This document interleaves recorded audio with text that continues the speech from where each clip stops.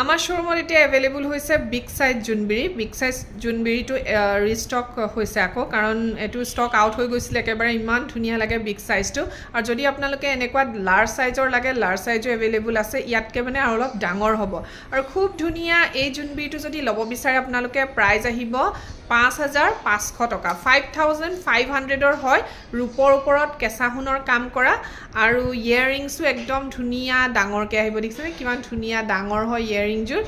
আৰু বিৰাট ধুনীয়া এই ছেটটো আপোনালোকে গল্ডেন বিট চিলনীত মোৰ ওচৰত এভেইলেবল আছে। আৰু লগতে এইটো মই দীঘল কিমান হ'ব দেখুৱাই দিছোঁ। বহুতে আকৌ দীঘল হ'বনে নহয় ভাবিব পাৰে ন।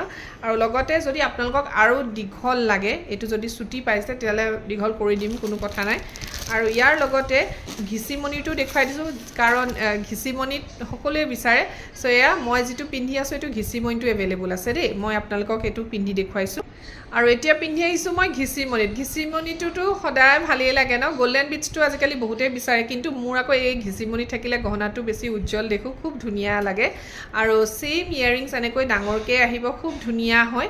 যদিহে ভাল লাগিছে স্ক্ৰীনশ্বট লৈ ল'ব। বিৰাট ধুনীয়া এটা জুৱেলাৰী বিগ চাইজ জোনবিৰি, আৰু প্ৰাইচ হ'ব ৫,৫০০ টকা। ৰূপৰ ওপৰত কেঁচা সোণৰ কাম কৰা।